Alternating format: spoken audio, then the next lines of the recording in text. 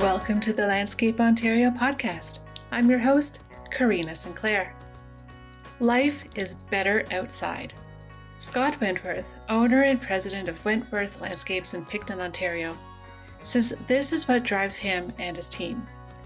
Their mission is to craft outdoor spaces that set the scene for building memories, celebrating milestones, and spending more time in nature.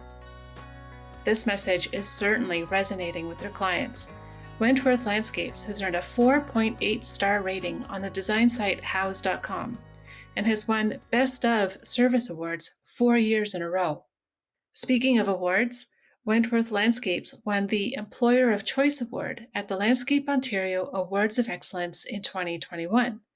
In 2023, the company won several more awards, including 2 of the Best in Category awards. The Dunington-Grubb Award for the project with the most outstanding and the highest overall score in the construction category, and the Don Salivan Grounds Management Award, which recognizes skill that protects or enhances the value of the original landscape investments. The accolades don't stop there. It seems the employees at Wentworth Landscapes love supporting this mission too, judging by the reviews on the job board website Indeed.com. Comments such as, "Best company I've ever worked for." They encourage personal development and help you achieve career goals. This company sets the bar for how employees should be treated. And my favorite, it gives me a sense of purpose and belonging. That's the enviable company culture Scott Wentworth has fostered, and he's joining us on the podcast to talk about how to infuse their mission in everything his team does, and more importantly, why. Welcome to the Landscape Ontario podcast. Scott, I'm so excited that you could join us here today. Very happy to do so.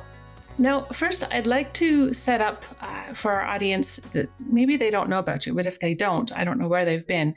But let's tell everybody a little bit more about your business. Certainly. We are based in Picton, Ontario, in the heart of Prince Edward County. Our company's in its 33rd year at this point. We're a landscape design, build, maintenance. We also do swimming pools. We also do building construction and renovation as well. So we've got a team of over 100 people at this point, from landscape architects, designers, craftsmen, for all really the major trades that are involved in landscaping and building. So we have just a wonderful team that keeps very busy down here. That's a lot of people. Are they on staff all year round, or is a lot of that seasonal? We're about 60 people full-time around the year, and then everybody else is seasonal full-time. It's amazing. And for a small area, Picton is a beautiful small town in southern Ontario, but certainly to have the ability to have that many people on staff and serve that niche area, that's very impressive. We have another office and yard in Kingston, a larger market there, but certainly Prince Edward County, with the amount of tourists that come over the course of the year, a county of 26,000 expands to over 100,000 on any given weekend during the summertime. Well, I'm sure everyone that comes to the county gets to admire the beautiful landscapes that you've installed. Now, speaking of which, last year at the Landscape Ontario Awards of Excellence, your company came away with armfuls of hardware. I remember seeing you walk by, and in all the plaques in your arms, you could barely contain them all because you had won so many for your amazing designs. So that's quite the reputation you have amongst your peers. I also hear that you have an amazing reputation for the culture of your company. I'd love to hear more about how you infuse it throughout your messaging, throughout your staff. How do people know that you're a really great company? Well, thank you for bringing that up, because that's something that's really, really important to myself and our entire team. And we refer to it as that intentionally. It's not our company, it's our team, members of our team, and really using a sports analogy in many ways really refers to the composition and how we think of one another, especially when you've got a company that has a lot of diversity, as this whole profession does. People with skill sets in all sorts of different areas, building the acknowledgement of those skill sets, the respect for it, and building a culture that really looks to amalgamate all those things together to really see. There's one of the lines we use in our team meetings all the time is, no one of us is as smart as all of us. And we really live that in really trying to gain from one another's knowledge as we apply it to the things that we build and the processes that we use to build it. So when you're onboarding some new staff or people who are still junior in their career, what sorts of things are you doing to help them feel those same values? Great question. And there's multiple ways that we do that. So we have a very comprehensive onboarding process of going through the company, introducing people. I think the real secret sauce from that comes from our full team meeting. So if they're joining us for the first time, we have a startup meeting, as most companies do. And that's getting all 100 people in the same room at the same time, which post-COVID, that's a really special thing to be able to do again. We do this again through the year with really celebration events to really mark the things that we've accomplished, the goals that we've achieved over the course of the year at that point. And then our wrap-up meeting, which is also our startup meeting again in December, which is a bit of a show and tell meeting as well, where we had slideshows of projects in process, and people can say, yes, that's what we were working on, because very few of us get to see all of the projects that we're working on. So when new members of our company get to see the company in its entirety, they're part of the process as well, that we really work together on establishing our goals, what the actions are going to be to achieve those goals, and then how we track them to be able to see our progress in achieving them as well. You were telling me once about some of your early days of your own training and experience, and described it as being European trained, even though you were here still in Canada. Tell me a bit about how that influenced the way you train others. Very much so. I was very blessed to get started with Leslie Solty and Sons, which many members of LO will remember them as one of the founding companies of Landscape Ontario many decades ago. And I benefited so much from what I perceive as a European style apprenticeship. So I worked with craftsmen that were trained in Europe in the field and in design reviews and teaching me really how to effectively design for people. So in working in the field, I worked with horticulturalists, I worked with stonemasons, and they taught me, we do talk a lot, and this is really infused in our culture, start with why. Why are we doing things as opposed to the what? And I really felt that was intuitive to those lessons and teaching me how landscapes are brought together. This is why we mix the mortar this way. This is why we cut the stone this way. This is why we lay out plants this way. And this is how we do it efficiently and effectively. So as with so many of us in this profession, we've learned from wonderful mentors that those lessons carry on and then are multiplied to others from that grounding that we have. You also carry a lot of those values into how you approach your clients, and not just how you communicate with them, but again, why you're creating spaces for them. So that's going to lead me to your Come Alive Outside program. Tell me what prompted you to start it and what do you hope to accomplish with it? Well, going back to the origins of Come Alive Outside, we were working alongside Jim Paluch and Bob Coulter from JP Horizons, landscape consultants that have been working throughout North America.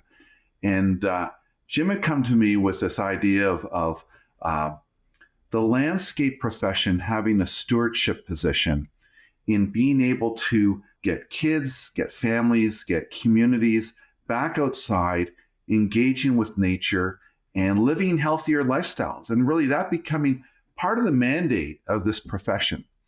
And the point that really struck home to me was a report from the New England Journal of Medicine that reported, because of the health issues related to the sedentary lifestyles of this next generation coming up, it's expected that their lifespans may be shortened by as much as 5 years.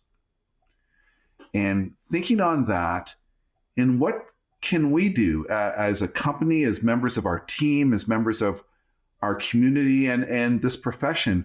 What can we do to really drive this message home to reconnect people with nature, even if it's nature in their own backyards, if it's getting active outside, if it's learning with their hands in the soil, growing something they can eat.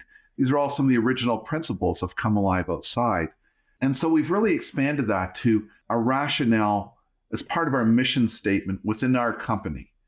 And so we view what we do then, especially on a residential scale, as not just building a deck, as not just laying sod or planting trees. What we're doing is creating outdoor living areas for our clients, areas for their kids to explore the garden, see pollinators and butterflies in action, as it were, and get firsthand knowledge of that. The other piece of this, when we consider climate change, this current generation of children, of students coming up, has a greater academic knowledge of the environment, of the issues that go into climate change than any generation before them. They probably have many more concerns to be addressing. But I think there's a principle that we protect what we know. We protect what we have firsthand knowledge of. And the contrary to them having this academic knowledge is that they have the least amount of firsthand experience in nature. So I do feel that there's a stewardship position for our profession to relate to our clients and our communities, to get back out there. And whenever we talk about these things with clients, they're hungry for this knowledge. And I think it's really the pathway then that students have a great awareness of Greta Thunberg and her work in creating knowledge of climate change. But that really seems to end with protests. We really need to be able to communicate to this up and coming generation that this is the boots on the ground profession to do something about that. People want to have a meaningful impact in their lives in this way. This is where to do it. And I think that really is something that we need to communicate effectively to our clients, communities, school communities, to be able to try to bring people into this profession where they can realize their awareness and have a positive impact towards arresting climate change and having positive environmental designs and builds in what we do. Well, I can imagine that the anger and the indignant feelings that come with protest, right? Those are big feelings, legitimate feelings, but to convert that into action that feels achievable, right? As a one individual, as one young person might feel like this is such a big problem. What can I do that's going to make a difference? So I will be angry about it, but how do you counter that? What can you do to relieve that anger and actually convert it into some form of therapy as you spend more time in nature? Absolutely. And then being able to work with a team and clients to be able to make an impact, even if it's a small impact. If it's building biodiversity by planting native plants that are going to attract butterflies and moths to the garden. And then when you see that happening, you know that there's positive work being done towards a big issue, but there's no one single solution for it. It's going to be incremental. And perhaps that's one backyard at a time or one tree at a time as we take on these challenges before us. Well, there's certainly lots of opportunity there. Do you think municipalities and communities at a larger scale could have some real power here as well? So there's the individual homeowner or property owner, but how do you scale that so that you start building at these communities that feel as passionately and come together to do this work together? Very much so. And some of those communities that we're working with currently are school boards, municipalities, colleges, universities. I think they all have a very heightened awareness of wanting to do something, especially under the umbrella of sustainability. But what is that's effective? What are the things that they can do and that we can be that trusted partner and guide to help them make progress on it? Again, I think the knowledge, both for design and installation and maintenance of sustainable landscapes, resides within our profession. And we need to go out there, talk about it, build the relationships on it. I've been doing so a lot recently and in this past year, and have great pickup with all of those communities in wanting to do something and them seeing us as that trusted partner that can help them to be able to go forward. So when a homeowner or a property owner approaches you and says, Scott, you do these amazing award-winning backyards, I want one of those too. How do you then broach this conversation about it's not just that we install a backyard for you, it's that we create this platform for you to build memories and so much more beyond that? Exactly. I think it really starts, we have a little bit different process. It's not that different than most, but I think it delves in a little bit deeper. And that is most new calls on a residential front would be looking to redo my backyard, looking to have a deck, maybe a swimming pool. All of that is speaking to the what and not the why. So in first meetings with clients, even on the phone, we start to explore what's the why for that. Why is it that you want to have a deck? Do you do entertaining at home? Yes, in fact, we have 3 family get-togethers every year. It's a tradition that we have. We have lots of generations coming. Oh, and how many people would you have at that? Well, we're getting up to 40, 50 people. So we want a bigger deck. Well, perhaps a deck is restricted in how many people you can fit on it. Perhaps something that brings you down to the ground to a sitting terrace that can expand out in the lawn areas for these get-togethers. Yeah, that'd be a great idea. And do you have kids there? Yes, we do. Well, maybe we should put a play area for the kids away from the grandparents sitting over here while they're having their meal. That's one aspect to really building the design around really understanding the client's needs that they may not even know themselves. And really that's part of building the relationship with them. The other one gets to the environmental aspects of what we do.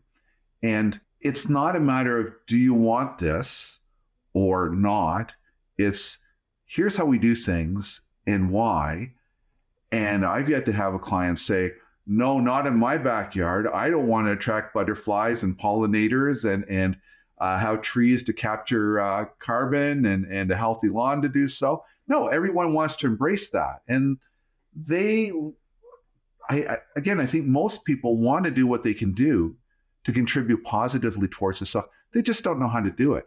So as we bring those things up, it just builds a stronger relationship with the clients and giving them something that they will then be able to say, when we're done and they see birds and butterflies in the garden, it's just proving that out. And they're going to share that at the family gathering, or when friends or neighbors come over to have a glass of wine in the evening and they can hear the birds chirping, we didn't hear that before the landscape was redone. So I think being very intentional about bringing those things up and doing it in a way that builds a relationship that gives them great places to be outside and live and have these positive environmental contributions. Speaking of being intentional and forming those relationships, I want to touch on a little bit about some of the upcoming work that you'll be doing for Truth and Reconciliation. Now, Landscape Ontario has a very young program. We're still in the process of working out all the kinks and developing, with Indigenous partners. But the idea of installing reconciliation groves at schools to help bridge that connection between settlers and colonialist communities and Indigenous communities. So you're actually doing something about this. You're not just talking about it. There is something happening. Tell me a little bit about what the future of that might look like. We've been very fortunate to be working with one of our local school boards here. We have been doing some work with them with Come Alive Outside through the design challenge, and had created an Indigenous learning space within the school, but didn't fully realize it. There's basically a bookmark for that right now. They were forming an Indigenous advisory committee, and we didn't want to take the design any further until we had an opportunity to partner with them. Now, during the time that we were waiting for that to form, we found out about the Reconciliation Grove planting project and thought this would be a marvelous fit. And again, to build confidence in members of Landscape Ontario to speak with their clients, I brought this up matter-of-factly to one of the facilities managers at the school board and just gave them the 2-minute elevator speech of what the reconciliation growth planting is hoping to do and to be. And they said, that sounds like a great idea. I'm going to get back to you on that. The next day, I heard back. I brought it to senior management already, and they are all in. We want to explore how we can do this for the new builds that we're working on and also the other schools within our board community. So again, great idea, great things that we need to share with others. As this is moving along, we've built it into some of the new school designs. But again, some of it has got placeholders in it. The Indigenous Advisory Committee formed just in the springtime. We were at their second meeting and presented the reconciliation growth concept to them at that point. But in the terms of here's what could be done, not this is what you should do. And I think that's really, really important. Again, we want to be partners with this community to understand how we can best proceed.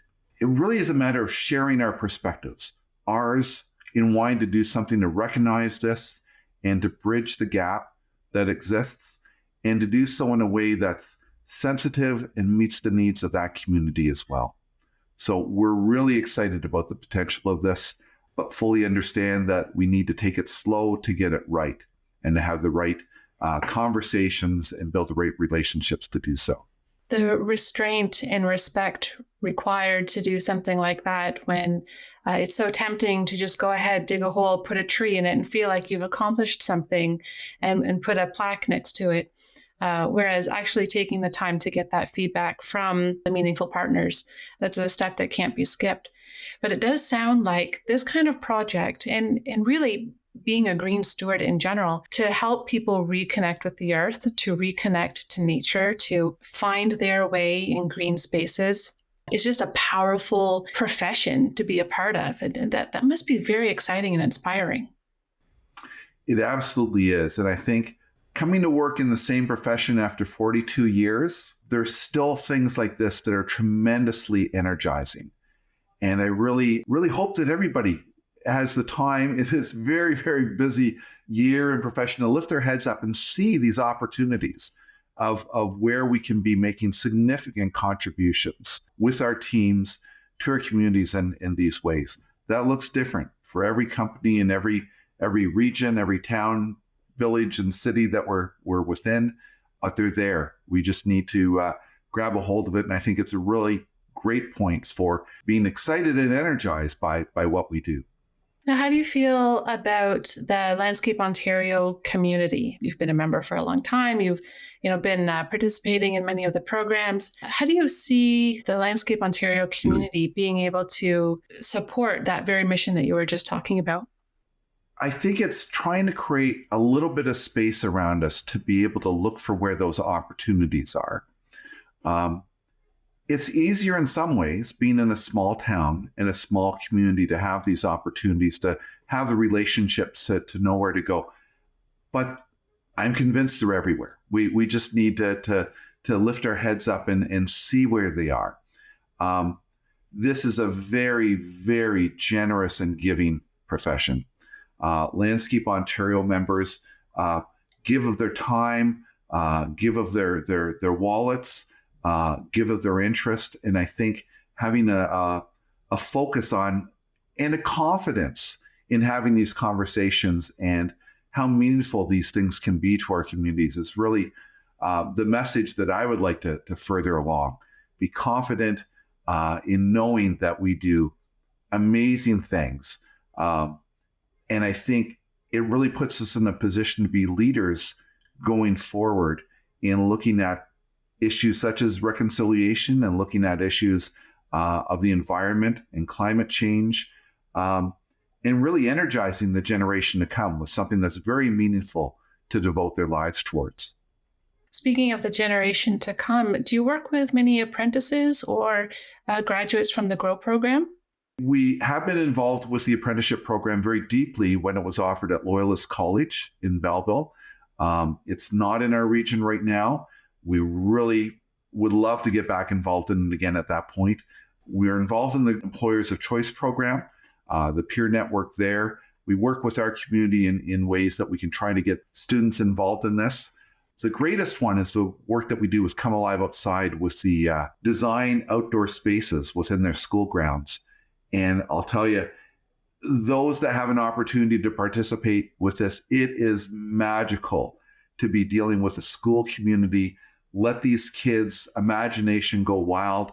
And for the students, the teachers, and the parents to have a completely different perception of what the landscape profession does in designing these spaces and building them, in addressing climate change, in impacting people's lives, in getting active outside.